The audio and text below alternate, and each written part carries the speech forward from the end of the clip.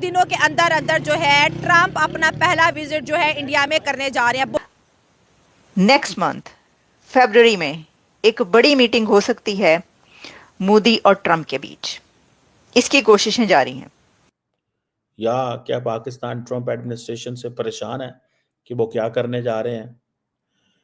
Definitely हर मुल्क जो है वो थोड़ा सा घबराया हुआ है। सर, डोनाल्ड ट्रंप आ चुके हैं और उनके आने से दुनिया में क्या चेंजेस आएंगे, खास तौर पे हिंदुस्तान पाकिस्तान को अगर देखा जाए तो हमारे यहाँ तो यही बहस छिड़ी रहती है कि वो इंडिया के बहुत नजदीक हैं और पाकिस्तान के साथ पहले भी कुछ खास अच्छा उनका रवैया नहीं था और इस बार भी ऐसे ही लग रहा है कि काफी टफ टाइम देखने को मिल सकता है।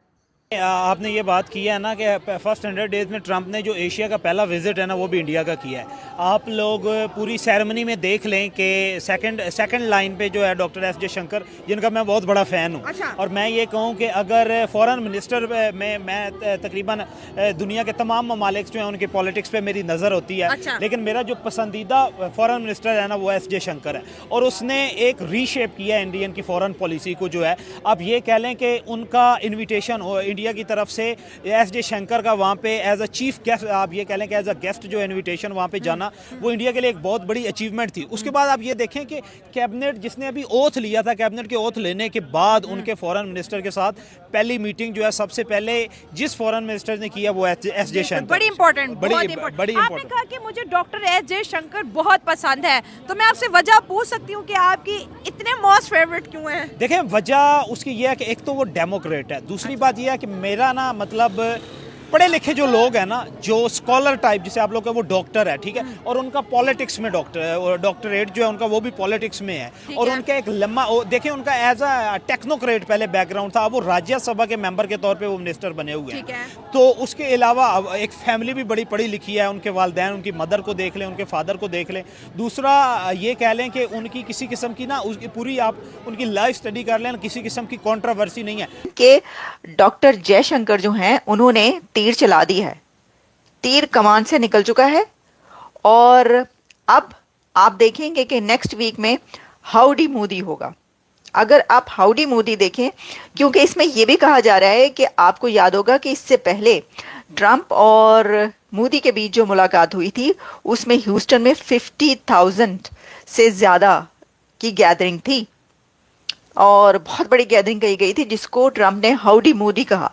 और वैसे तो बहुत सारे आपको पता ही है कि दुनिया के लीडर जो हैं वो ये कहते रहे हैं कि हमें आपका ऑटोग्राफ चाहिए, यहाँ तक कहते रहे हैं। ऑस्ट्रेलियन प्राइम मिनिस्टर से लेकर और जो बाइडन तक, जो अभी गए हैं वो भी ये कहते हुए गए हैं और जो आए हैं वो भी ये कह चुके हैं कि भाई आप बहुत बड़े लीडर हैं मोदी साहब, आपकी पॉपुलैरिटी बहुत ज़्यादा है और आपको पसंद करने वाले यहाँ पे तो इतने बड़ी तादाद जो कि मतलब कितने ही लाख यहाँ पे इंडियंस मौजूद हैं, तो ऑब्वियसली वो आपको पता है कि जो यहाँ पर जब भी कहीं भी जाते हैं मोदी साहब, उनका जो इस्तकबाल होता है, यानी ये एक ट्रेडिशन है उनकी। और अब ये आप कह लें बेंचमार्क बन चुका है कि मोदी जहाँ भी जाएगा उसका जो इस्तकबाल होगा वो इतना कुछ शानदार होगा कि पूरी दुनिया उसको देखेगी। उसके लिए इंतजामात भी पहले से किए जाते हैं, सब कुछ किया जाता है। ये पूरी अब एक वो बन चुका है, स्टैंप लग चुकी है कि यही होगा, जहां भी जाएंगे वो ये होगा। तो देखिए, इससे भी जाहिर है कि अपनी एक वो से बनती है, अपनी पॉपुलैरिटी और सब कुछ होता ही है ना।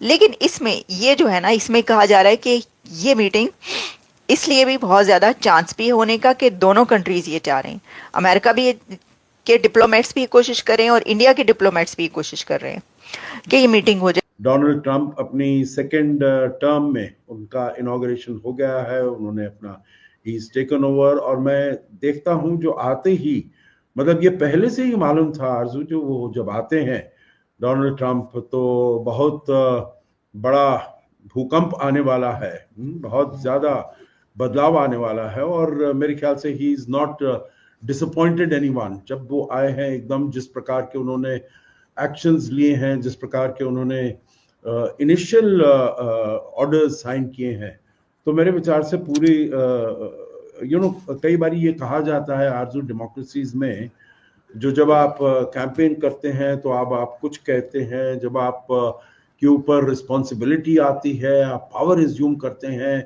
तो तब आपकी थोड़ी आपके ऊपर अंकुश लग जाते हैं, बंदिशें हो जाती हैं। परंतु डोनाल्ड ट्रंप ने तो मेरे विचार से जिस प्रकार से देखिए, अमेरिकन लार्जली पाकिस्तान को 3 एंगल से अभी तक देखते हैं। पहला एंगल ये है कि अमेरिका पाकिस्तान का जो न्यूक्लियर प्रोग्राम है, उस एंगल से पाकिस्तान को देखते हैं, और ये पिछले 4 साल जो बाइडेन एडमिनिस्ट्रेशन के थे, सुनने में आया कि बड़ी टफ कन्वर्सेशंस एंड नेगोशिएशंस हुई हैं पाकिस्तान और अमेरिका की। सो ये एक लार्जली बड़ा एंगल है जिसकी वजह से वो पाकिस्तान को देखते हैं, और यही वजह है, कहा यह जाता है कि Indian lobby was very active in the United States to talk about कि जी पाकिस्तान का जो न्यूक्लियर प्रोग्राम है उसके बारे में बात की जाए, और जो अमेरिका के डेप्टी नेशनल सिक्योरिटी एडवाइजर थे जॉन फाइनर, उन्होंने उसके ऊपर बात भी की। सो न्यूक्लियर प्रोग्राम जो है वो बहुत ज़्यादा इज़ अ पॉइंट जिसको आप डिस्कस कर सकते हैं। ये एक पहली बात है जिसको what I can talk on. दूसरी बात यह है कि चाइना फैक्टर से अमेरिकन पाकिस्तान को देखते हैं कि जी पाकिस्तान जो है ये चीन का बड़ा दोस्त है, ये इससे कंसिडर्ड ओपिनियन, इससे वो पीछे नहीं हटते। जो तीसरी बात है वो है ट्रांसनेशनल टेररिस्ट ऑर्गेनाइजेशन, जिनके एंगल से पाकिस्तान को देखा जाता है। न्यूक्लियर वाली बात परेशान कौन है, चाइना वाली बात परेशान कौन है, और ट्रांसनेशनल टेररिस्ट ऑर्गेनाइजेशन पे मुझे लगता है पाकिस्तान और अमेरिका की कन्वर्जेंस होगी। उसकी मैं मिसाल दे देता हूँ। ट्रंप ने कहा था कि अमेरिकन ने तकरीबन $85 बिलियन के जो वेपन्स हैं वो बडग्राम में छोड़े हैं। In other words he was saying कि जी हमारी वो पूरी की पूरी बेस ही वहाँ पे रह गई, तो वो बहुत ज़्यादा थी। लेकिन अमेरिकन डिफेंस डिपार्टमेंट कहता है तकरीबन $7 अरब है, और अब वो कहता है, ट्रंप कहता है कि मैं तालिबान से ये वेपन्स वापस लूँगा। तो पाकिस्तान की अमेरिका के साथ यहाँ पे कन्वर्जेंस हो सकती है कि the more Americans get tough on the Taliban, that's good for us, but